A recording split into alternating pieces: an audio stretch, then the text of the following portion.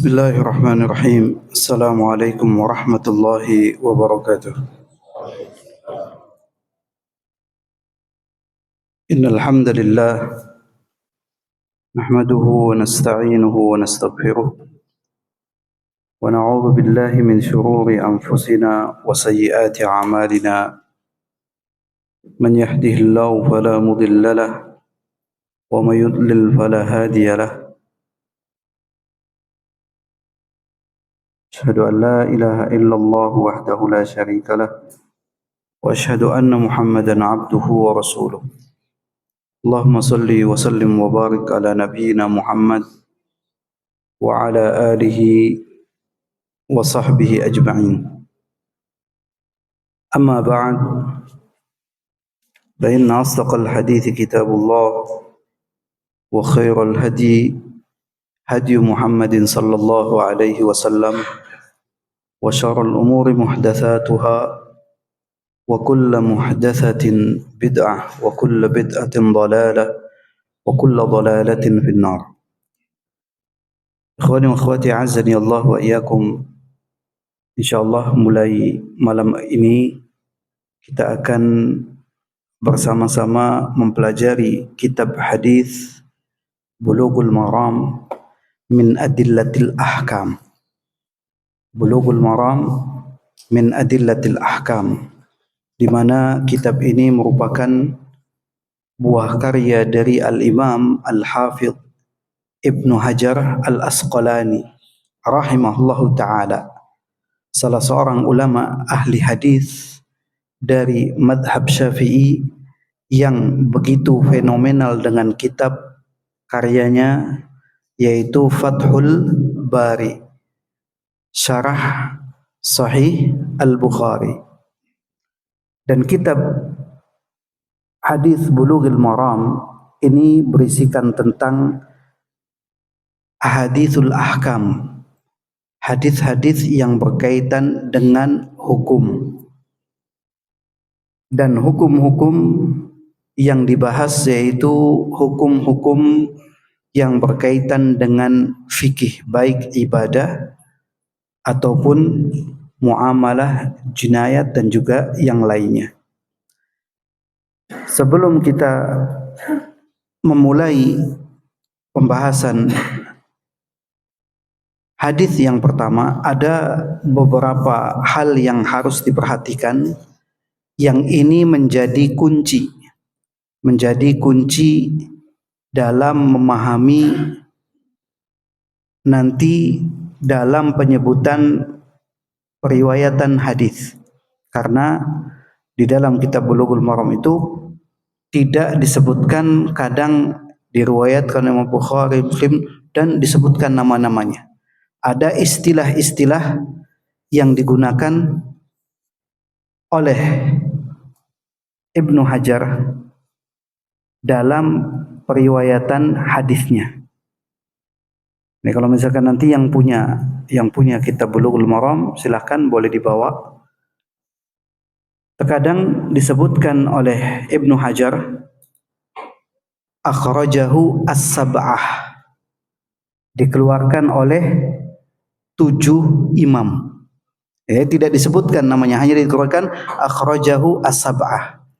Siapa yang dimaksud dengan ketujuh imam tersebut? Tulis. Kalau as-sab'ah itu yang pertama Imam Ahmad. Kalau disebutkan akhrajahu al-sab'ah, dikeluarkan oleh 7 imam, yang pertama Imam Ahmad. Kemudian Imam Al-Bukhari. Kemudian yang ketiga Imam Muslim. Yang keempat Abu Dawud. Yang kelima An-Nasa'i. Yang keenam At-Tirmidzi, dan yang ketujuh Ibnu Majah. Yang pertama siapa tadi? Imam Ahmad. Yang kedua Imam Bukhari. Yang ketiga Imam Muslim. Yang keempat Abu Dawud. Yang kelima An-Nasa'i. Yang keenam At-Tirmidzi. Yang ketujuh Ibnu Majah. Ini kalau disebutkan akhrajahu as-sab'ah atau rawahus sab'ah. Kemudian kadang juga disebutkan as-sittah. Sittah misalkan akhrajahu sittah.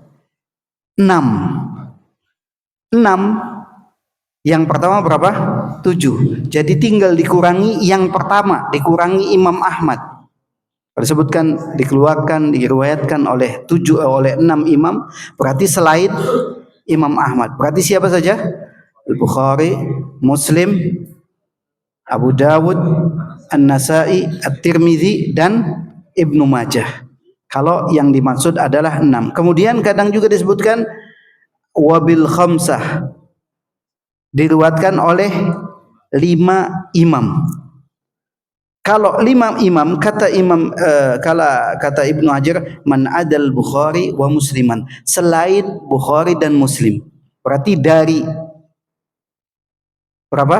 7 tadi, selain Bukhari dan Muslim, berarti siapa saja? Abu Dawud, An-Nasai, At-Tirmidzi, kemudian Ibnu Majah. Dan siapa? 5. Imam Ahmad tadi. Imam Ahmad termasuk. Ini kalau dimaksudkan dikeluarkan oleh 5 imam. Kemudian kadang 5 itu tadi disebutkan siapa? Disebutkan 4 imam selain yang tadi dan juga Imam Ahmad. Tapi kadang kata waqad aqul, terkadang saya juga menyebutkannya rawahul arba'atu wa Ahmad. Dikeluarkan oleh 4 imam dan Imam Ahmad. Jadi kadang menyebutnya rawahul khamsah, tapi kadang rawahul arba'ah wa Ahmad.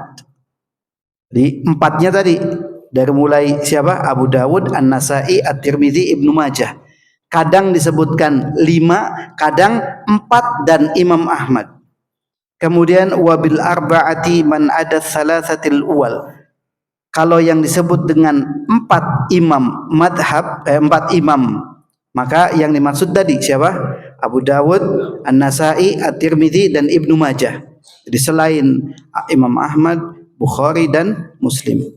Kemudian wabith thalathah, diriwayatkan oleh 3 imam.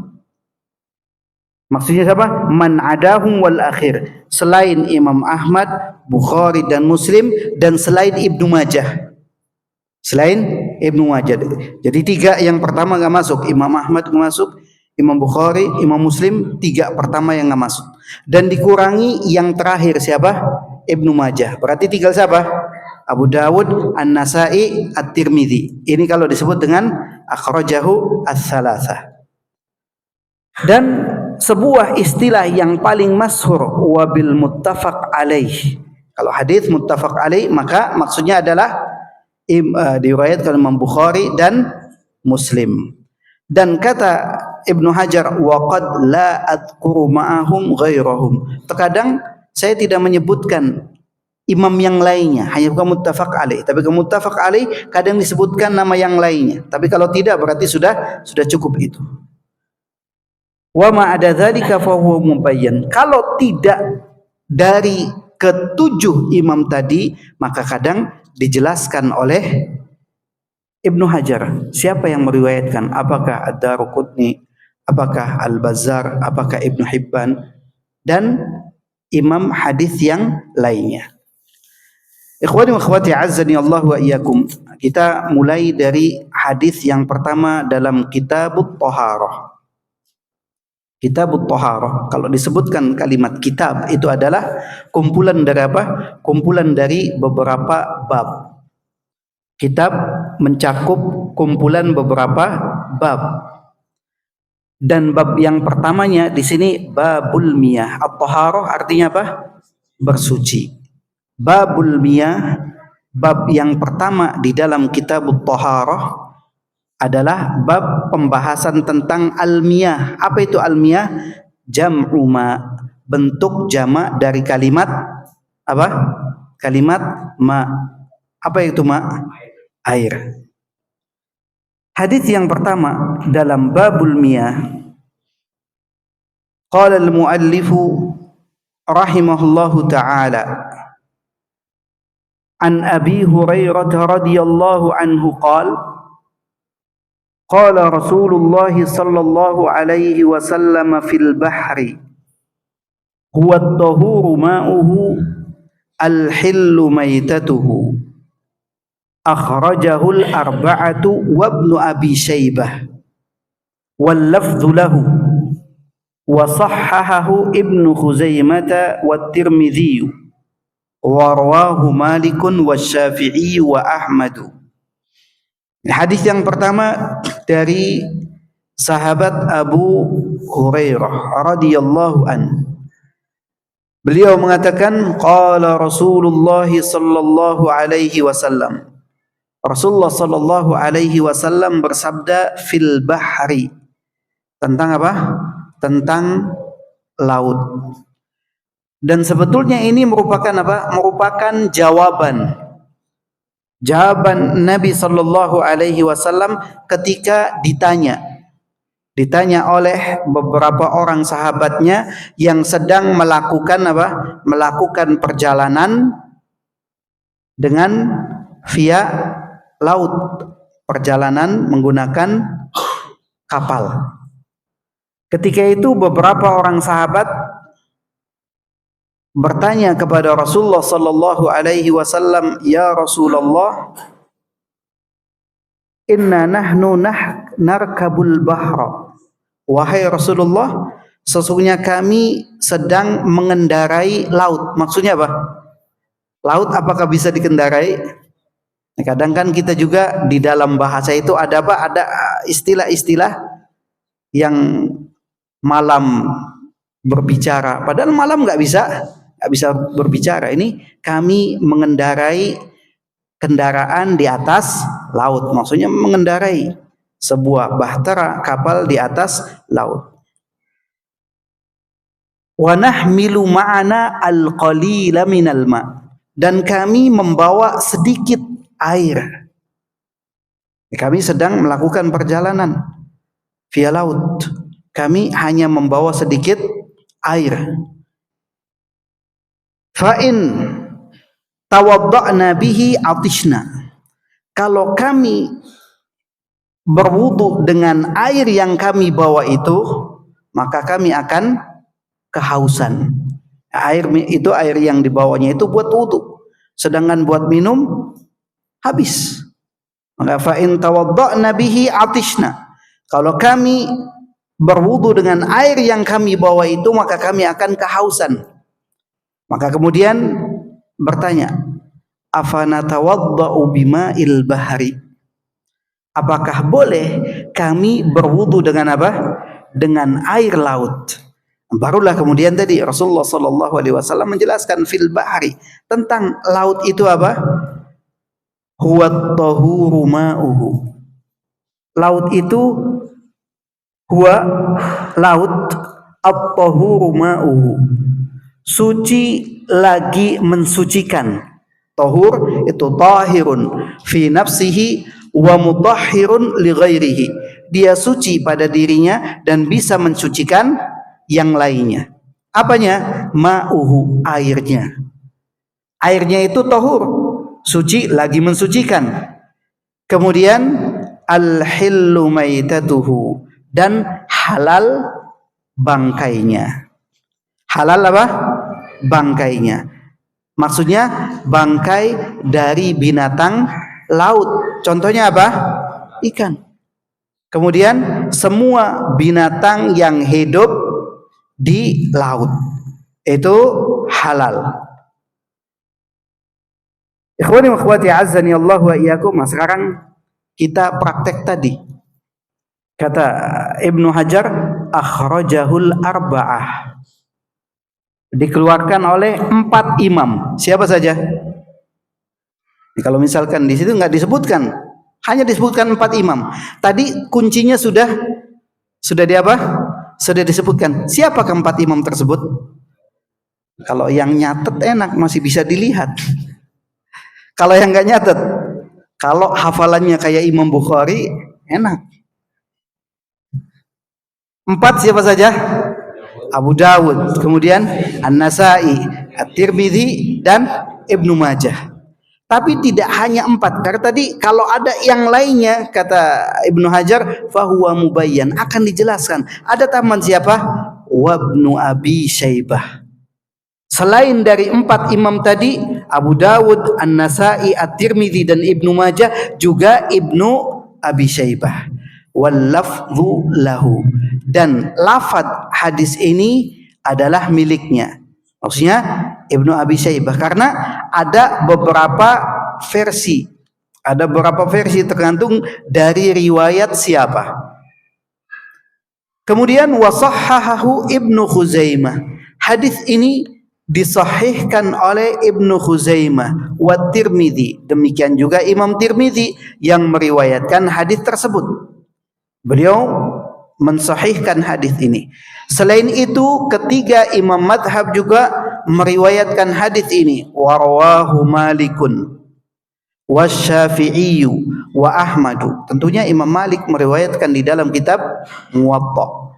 Imam Syafi'i meriwayatkan juga, bisa jadi di dalam kitab Mustadnya atau yang lainnya, dan juga Imam Ahmad di dalam kitab Mustadnya. Jadi banyak imam-imam yang meriwayatkan hadis ini. Selain disebutkan tadi 4 imam, siapa lagi yang 4 ini? Abu Dawud, An-Nasai, At-Tirmidzi dan Ibnu Majah, juga Ibnu Abi Syaibah, dan ini lafaz miliknya. Disahihkan oleh Ibnu Khuzaimah, At-Tirmidzi, dan diriwayatkan juga oleh Imam Malik, Asy-Syafi'i dan Imam Ahmad. Kemudian apa yang bisa diambil faedah dari hadis ini?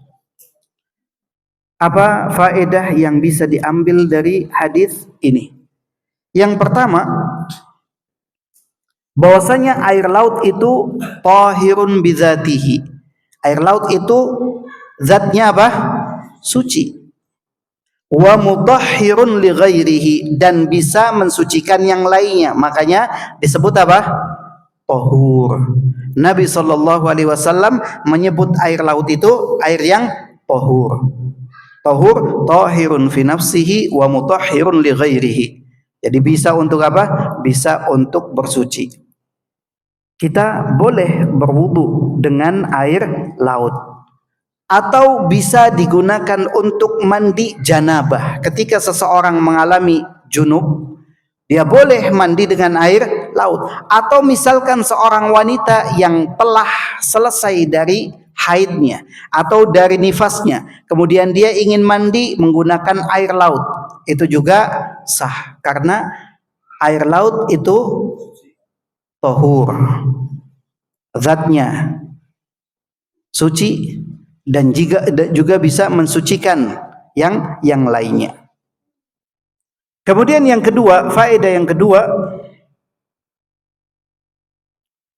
dihalalkan untuk makan binatang laut walaupun sudah mati. Dihalalkan makan binatang laut walaupun sudah mati. Ini seperti yang difirmankan oleh Allah Subhanahu wa taala di dalam surat Al-Maidah ayat 96, "Uhilla lakum saydul bahri wa ta'amuhu mata'an lakum walis sayyarah." Kata Allah Subhanahu wa taala, "Uhilla lakum", dihalalkan bagi kalian saydul bahri. Saydul bahri itu adalah buruan laut. Buruan laut, ikan atau binatang apa saja.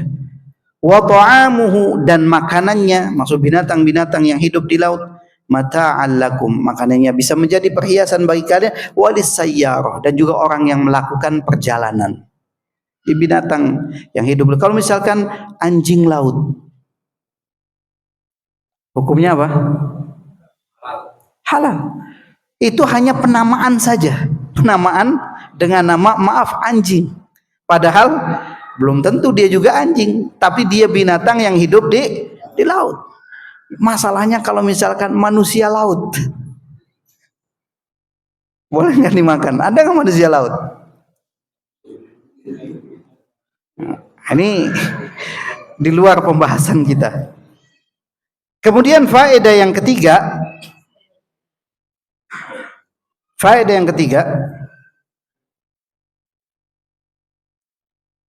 bolehnya memberikan jawaban bagi orang yang bertanya.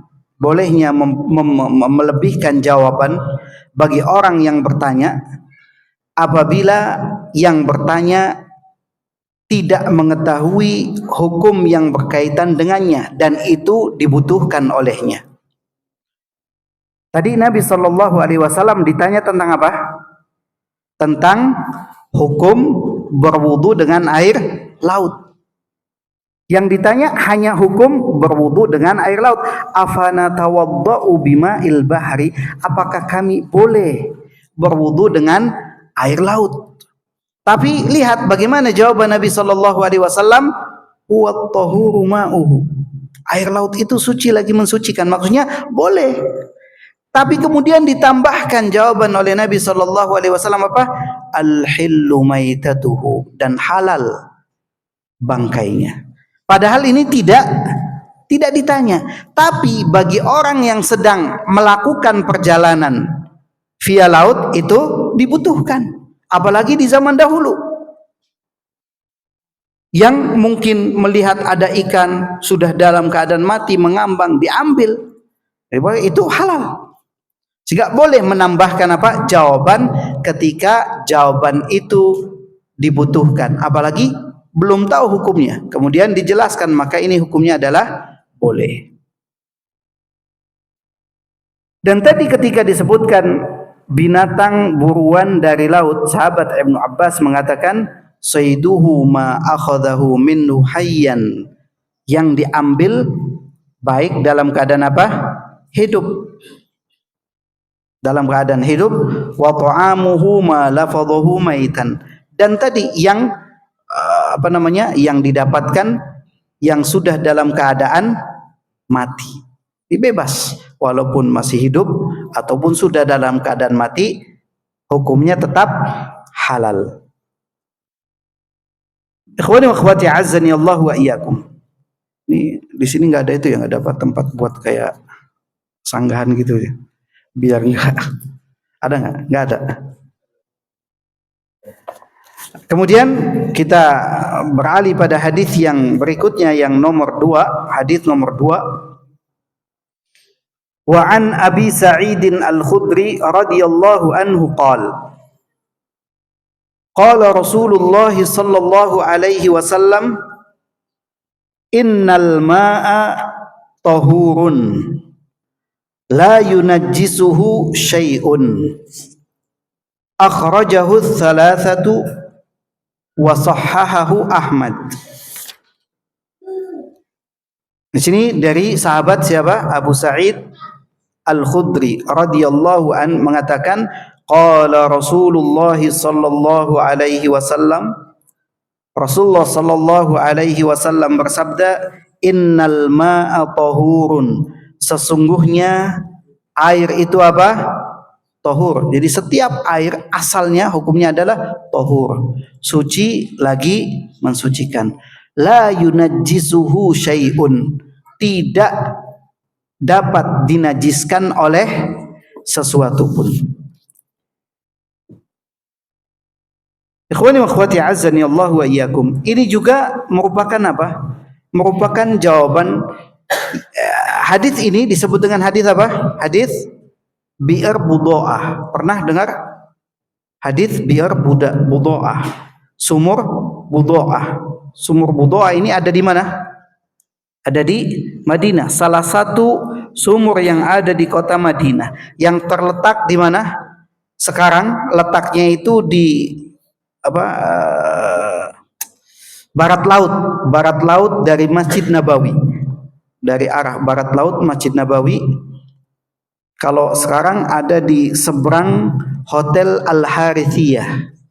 Letaknya ada di Hotel Harithiyah. Atau karena sekarang sudah banyak hotel gitu ya. Dulu situ. Makanya jalannya di tempat parkirnya itu di situlah dulu letak Bi'r Budo'ah. Dan Bir Budo'ah ataupun sumur Budo'ah itu ketika ada yang mengatakan kepada Rasulullah sallallahu alaihi wasallam, annahu qila li Rasulillah sallallahu alaihi wasallam, ada yang bertanya kepada Rasulullah sallallahu alaihi wasallam, ana tawaddau min bi'ri Budaah, apakah kami boleh berwudu dari sumur Budaah? Wa hiya bi'run yutrahu fiha al-huyyat wa luhumul kilab wan natin. Padahal di situ ada orang-orang yang apa? Orang-orang yang membuang bekas haid, pembalut haid atau kain yang digunakan untuk perempuan yang sedang haid, wa luhumul kilab atau daging anjing, wan natin dan juga yang bau. Faqala Rasulullah sallallahu alaihi wasallam, namun Rasulullah sallallahu alaihi wasallam menjelaskan tadi, al-ma'u tahurun la yunajjisuhu syai'un. Air itu apa? Suci, lagi mensucikan dan tidak bisa dinajiskan oleh sesuatu pun. Kemudian dijelaskan oleh Al-Imam Al-Mubarakfuri di dalam kitab Tuhfatul Ahwadhi.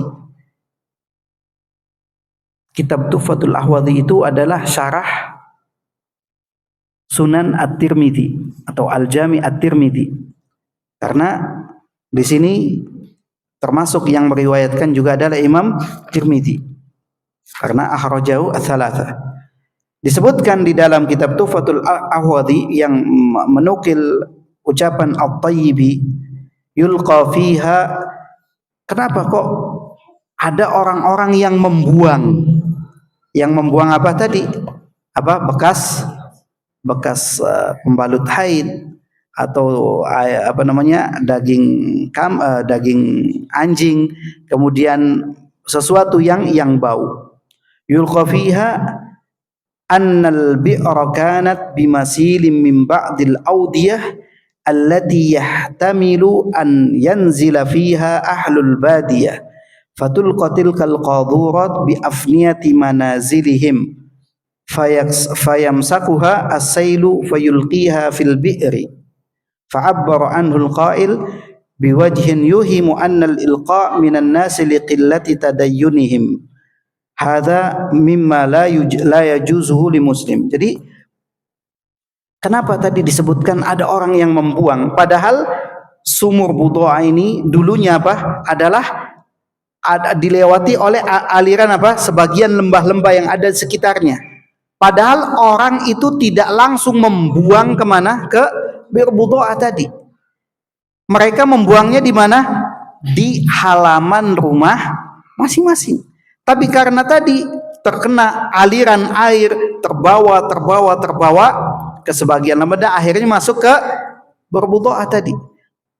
Tapi karena airnya itu adalah air yang suci lagi mensucikan dan airnya banyak, maka tidak menajiskan, tidak menjadi najis sumur Budaah tadi. Makanya ketika orang-orang bertanya kepada Nabi sallallahu alaihi wasallam tentang hal itu, Nabi menjawab, innal ma'a tahurun, sesungguhnya air itu suci lagi mensucikan, la yunajjisuhu syai'un, dan tidak bisa dinajiskan oleh sesuatu pun. Di sini akhrajahu tsalatsa, dikeluarkan oleh 3 imam. Siapa? 3 imam? Abu Dawud, An-Nasai dan At-Tirmidzi. Makanya tadi syarah Imam Tirmidzi menjelaskan tentang penjelasan tadi. Kemudian wasahhahahu Ahmad, dan hadis ini disahihkan oleh Imam Ahmad. Ikhwani wa akhwati azzani Allah wa iyyakum. Apa faedah dari hadis yang kedua ini? Faedahnya yang pertama tadi apa? Hadis ini disebut dengan hadis apa? Hadis Bir Budaah, hadis sumur Budaah. Kemudian yang kedua, faedah yang kedua, bahwasanya air itu, hukum asal air itu apa? Tahur. Hukum asal air apa? Tahur, suci lagi mensucikan. Kecuali apa? Diubah atau terkena sesuatu yang najis, dan mengubah dari salah satu 3 sifat air. Mengubah salah satu dari 3 sifat air. Apa saja 3 sifat air itu? Pertama, arih dulu, baunya, aromanya.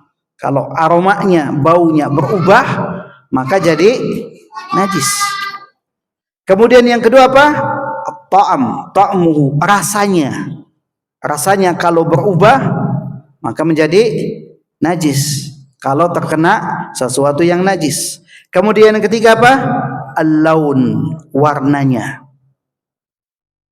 Secara hukum asal air hukumnya apa? Suci, lagi mensucikan.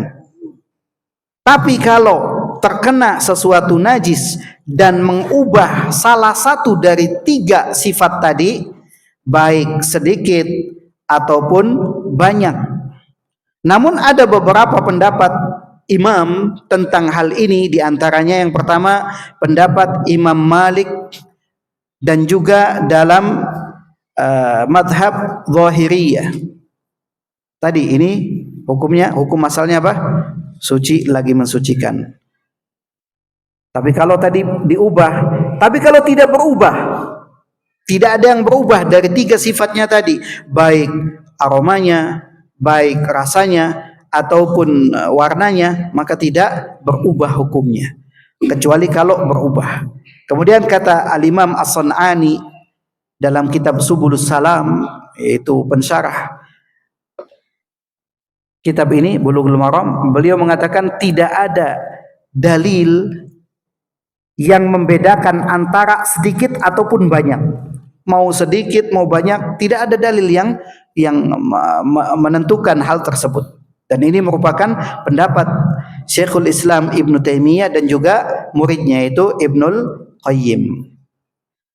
Namun pendapat lain, yaitu dalam madhab Hanafi dan juga madhab Syafi'i, apabila airnya itu sedikit, maka dapat berubah menjadi najis secara mutlak. Kalau ada air yang sedikit kemudian terkena sesuatu yang najis, maka hukumnya apa? Berubah menjadi najis secara mutlak. Adapun airnya, kalau airnya banyak maka tidak berubah, kecuali apabila berubah dari 3 sifat tadi, baik baunya, rasanya, ataupun warnanya. Jadi memang ada perbedaan pendapat di antara para ulama. Namun hukum asalnya tetap apa? Tahur, suci, lagi mensucikan. Adapun sebagian mengatakan kalau yang tercampur najis itu airnya banyak, semua sepakat tidak berubah hukumnya. Tapi kalau airnya sedikit, sebagian mazhab tadi mengatakan tetap tidak najis. Tapi menurut mazhab Hanafi dan juga Syafi'i mengatakan kalau sedikit maka berubah menjadi najis. Ikhwani wa akhwati azzani Allah wa iyyakum. Kemudian kita beralih pada hadis yang ketiga. Wa an Abi Umamah al-Bahili radhiyallahu anhu qala qala Rasulullah sallallahu alaihi wasallam innal ma'a la yunajjisuhu syai'un illa ma ghalaba ala rihihi wa ta'mihi wa launihi. Akhrajahu Ibnu Majah wa dha'afahu Abu Hatim walil Baihaqi al-ma'u tahurun illa in taghayyara rihuhu aw ta'muhu aw launuhu binajasatin tahdutsu fihi. Hadis yang ketiga dari sahabat Abu Umamah Al-Bahili radhiyallahu an berkata, Rasulullah sallallahu alaihi wasallam bersabda, innal ma'a, sesungguhnya air itu la yunajjisu syai'un, tidak dapat dinajiskan oleh sesuatu pun, illa, kecuali ma ghalaba ala rihi, kecuali yang mencampuri atau yang tercampur dalam air tersebut bisa mengalahkan apa? Bisa mengubah rihihi, baunya atau aromanya, wa ta'mihi, rasanya, wa launihi, dan juga warnanya. Hadis ini dikeluarkan oleh Ibnu Majah tapi didhaifkan oleh Abu Hatim. Dikeluarkan oleh Ibnu Majah tapi didhaifkan oleh Abu Hatim. Kemudian Imam Baihaqi meriwayatkan dengan lafaz yang sedikit berbeda, al-ma'u tahurun, air itu suci lagi mensucikan, illa, kecuali in taghayyara rihu, apabila berubah aromanya atau baunya, au ta'muhu, atau rasanya, au launuhu, ataupun warnanya, binajasatin, karena tersebab apa? Terkena najis, tahdutsu fihi, yang terjadi pada air tersebut. Kalau ada air kemudian terkena najis,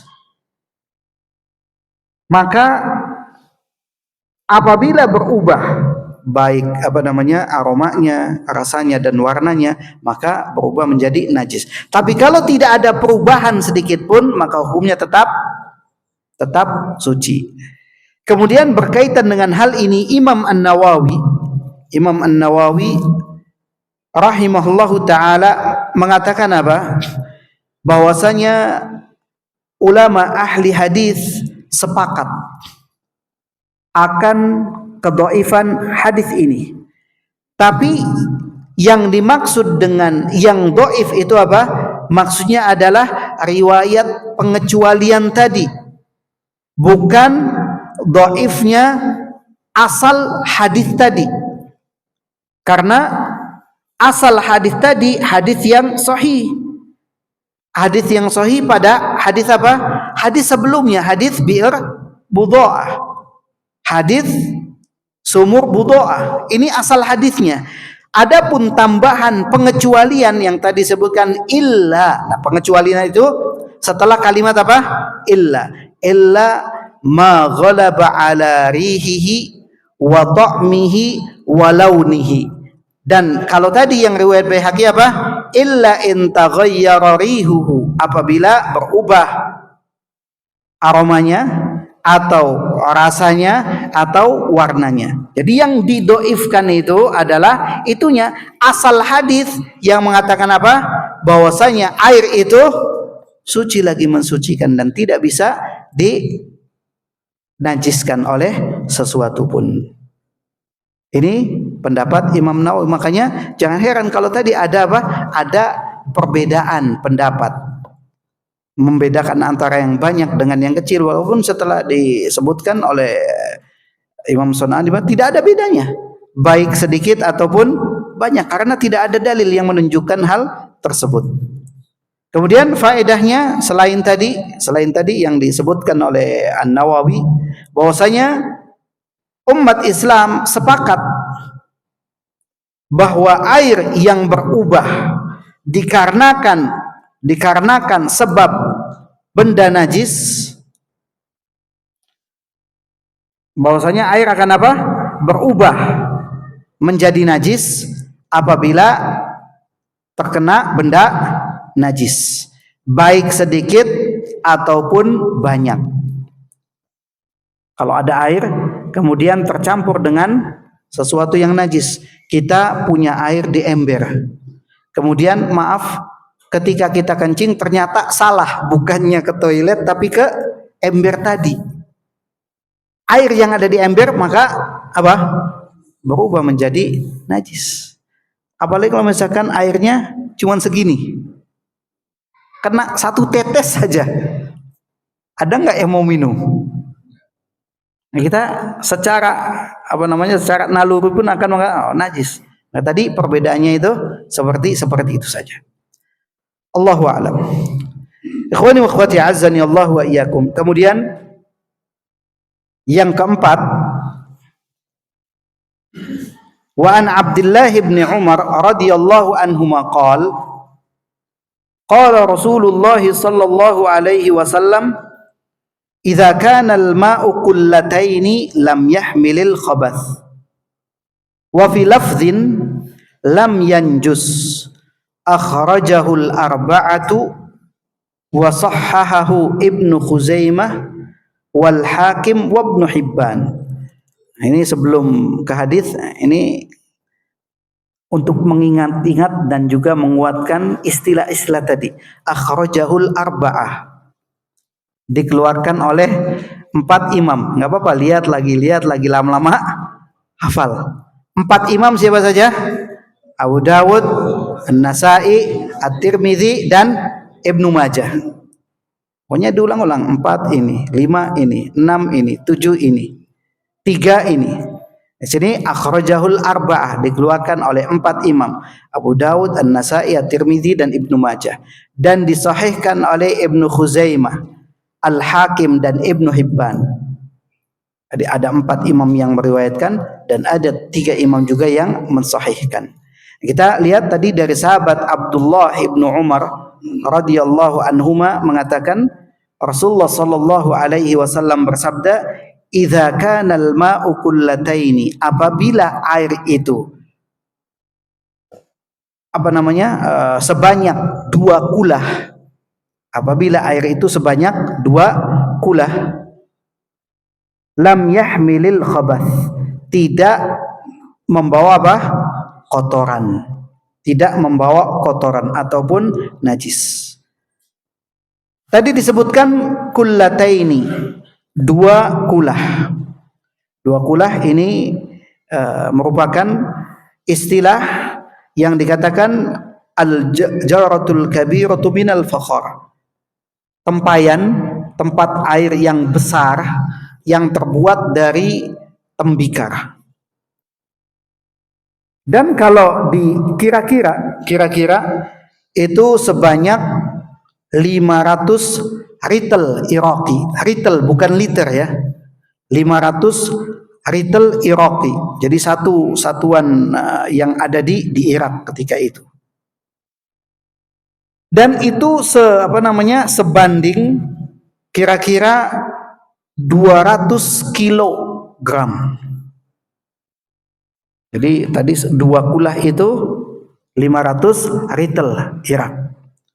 Dan sebanding dengan 200 kilogram. 200 kilogram kalau air itu kira-kira berapa bak gitu? 200 kilogram. Pokoknya kalau ditaruh di bak itu baknya sebesar apa? Itulah 2 kulah. Pokoknya isinya 2 kulah itu sebanyak 200 kilogram. Nah, tadi kalau liter berapa? 250.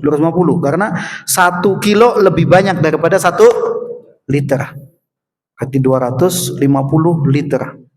1 drum ada nggak? Kalau toren itu berapa? Yang 200 ada nggak? Nggak ada. Paling kecil 500. Ya berarti setengah kalau 500 ya. Setengah toren itu. Setengah toren 250 liter. Setengah berarti kan? Setengah toren itu disebut 2 kulah. Kemudian apa faedah dari hadis ini? Ya tadi ya tentunya hadis ini yang pertama, hadis ini disebut dengan hadis apa? Hadis kullatain, hadis 2 kulah. Kalau misalkan hadis apa? Hadis 2 kulah. Maksudnya hadis ini. Kemudian yang kedua, benda najis itu akan memudaratkan air yang sedikit. Air yang sedikit maksudnya apa? Yang kurang dari 2 kulah. Berarti kurang dari 250 liter. Kalau kurang dari 2 kulah, maka akan mengubah air itu menjadi najis. Tapi tidak memudaratkan air yang banyak, yaitu yang lebih dari 2 kulah. Kecuali apabila berubah apa? Aromanya, rasanya, ataupun warnanya. Dan inilah yang dipegang oleh madhab Syafi'i. Adapun madhab lain yang tidak berpegang dengan ini, dengan hadis ini, karena mereka menganggap apa? Di dalam hadis ini ada ittirab, baik dari sanad ataupun matannya. Makanya tadi perbedaan kenapa madhab Syafi'i itu paling keras dalam masalah air. Dalam masalah air, madhab yang paling keras itu adalah madhab Syafi'i daripada madhab yang lainnya. Sudah masuk waktu Isya, silakan untuk dikumandangkan adzan terlebih dahulu. Khawani wa akhwati azzani Allah wa iyyakum. Tadi diulang bahwasanya kalau airnya itu sedikit akan memudaratkan kalau terkena apa? Terkena benda najis, yaitu yang kurang dari 2 kulah. Tapi kalau airnya banyak maka tidak memudaratkan, kecuali apa? Kecuali berubah aroma, rasa dan juga warnanya. Dan ini adalah pendapat madhab Syafi'i. Walaupun ada madhab yang tidak berpegang dengan hadis tersebut karena menganggap hadisnya dianggap hadis yang muttarib. Ada ittirab baik dari segi sanad ataupun matanya. Kemudian yang ketiga, istilah air sedikit. Sedikit banyak itu kan istilahnya tidak ada patokan gitu ya. Nah, di sini air yang dianggap sedikit itu menurut madhab Syafi'i dan Ahmad, air itu dianggap sedikit apabila kurang dari 2 kulah. Kalau air itu kurang dari 2 kulah, itu dianggap apa? Air yang sedikit dalam madhab Syafi'i dan Ahmad. Tapi menurut Imam Abu Hanifah, sedikit itu apa?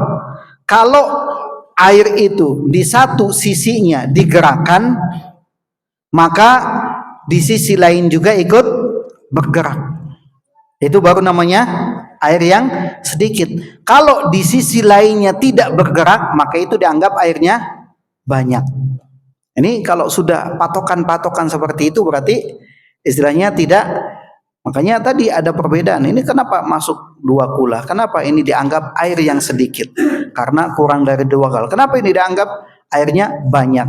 Karena dalam menilai dan menganggap seberapa air itu dianggap banyak dan seberapa air itu dianggap sedikit.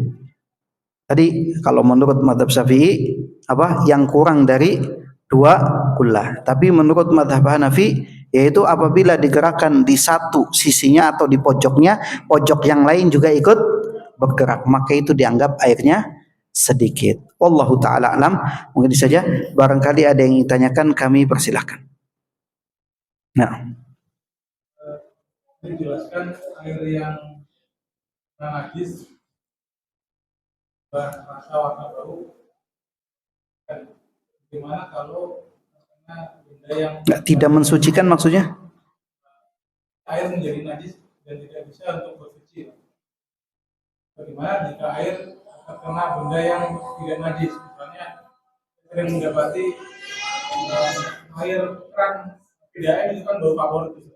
Atau mungkin air yang warnanya keruh, apakah itu bisa untuk bersuci? Yang kedua, definisi najis itu apa, Ustaz? Ini kan banyak ini ya macamnya ya.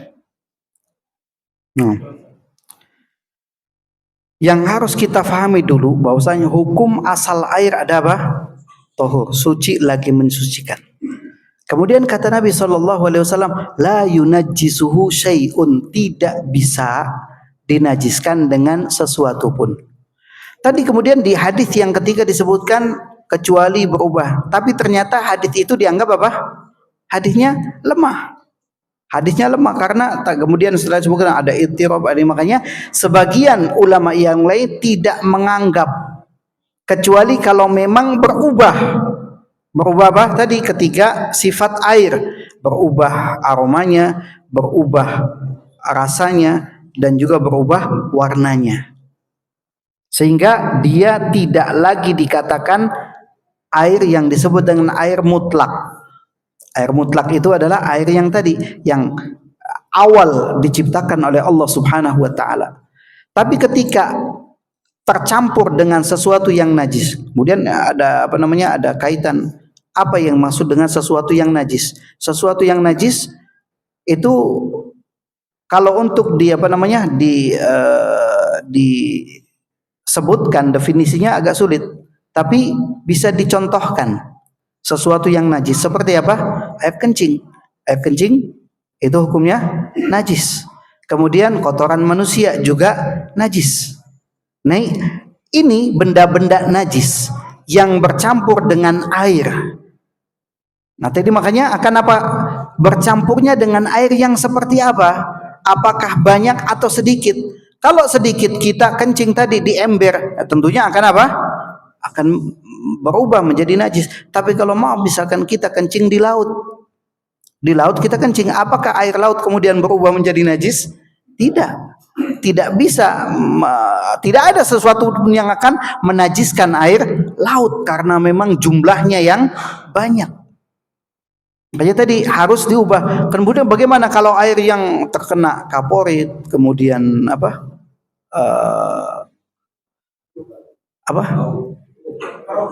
keruh. Nah, keruh juga dilihat apakah keruhnya itu disebabkan oleh najis atau bukan. Kalau keruhnya karena tanah bukan sesuatu yang najis, maka tidak menjadikan air itu menjadi najis. Jadi tergantung apa yang menyebabkan tadi berubah 3 sifat tadi. Kalau berubah aromanya, lihat aromanya, apakah aroma itu dari sesuatu yang najis atau bukan, termasuk benda najis atau bukan. Kalau bukan benda najis berarti tidak mengubah menjadi najis walaupun aromanya berubah. Bisa difahami? Bisa difahami? Belum dari apanya? Saya, apakah semua air itu bisa untuk bersuci? Air es teh misal, itu kan sudah berubah rasa dan warna. Nah, ini yang harus dipahami tadi, asal air dulu. Jangan dicampur menjadi air teh, air kopi, ini berubah lagi. Jadi kalau dikatakan air yang mutlak, tadi dicontohkan air apa? Air laut. Air yang diturunkan dari langit, air hujan, air yang keluar dari tanah. Itu baru hukum asal air. Adapun yang kemudian jadi es teh, jadi kopi, itu sudah beda lagi. Air yang sudah bercampur dengan benda yang suci. Misalkan gula ataupun teh. Najis apa enggak? Enggak najis. Dia benda yang suci. Tapi ketika bercampur dengan air, jadi air tadi bukan lagi tohur, tapi air yang tohir. Airnya suci. Tapi apa? La yutahhiru ghairuhu. Dia tidak bisa mensucikan yang lainnya. Enggak bisa kita wudu pakai air teh. Enggak ada tadi, ada apa teko. Kemudian wudu pakai air, enggak boleh. Karena apa? Dia bukan tohur. Air itu yang boleh digunakan untuk bersuci adalah ma'un tohur. Makanya tadi Nabi ketika ditanya air apa? Huwa tohur. Kalimatnya tohur, bukan tohir. Dia suci lagi mensucikan. Tapi kalau air yang tadi nanti ada air itu air suci yang mensucikan. Tapi ketika tercampur dengan benda najis, dilihat banyak atau sedikit. Kalau berubah maka bisa berubah menjadi air najis. Tapi ketika bercampur dengan benda yang suci, contohnya kopi, teh, gula dan lain sebagainya, maka berubah menjadi air suci tapi tidak mensucikan. Bisa dipahami? Nah, yang lain bisa ada yang tanyakan? Iya?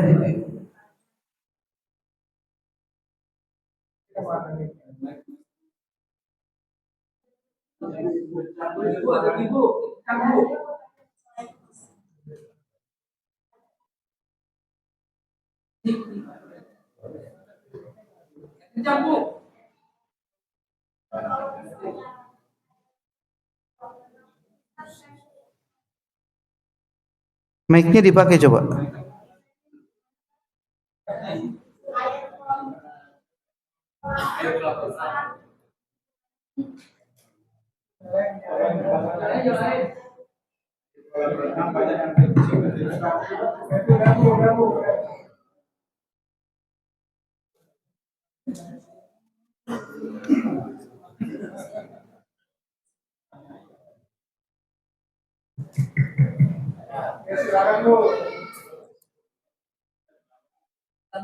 Ya, ya. Izin bertanya, Ustaz. Itu kalau misalnya kolam renang masuk sucikan atau tidak ya Ustaz? Tahu kan?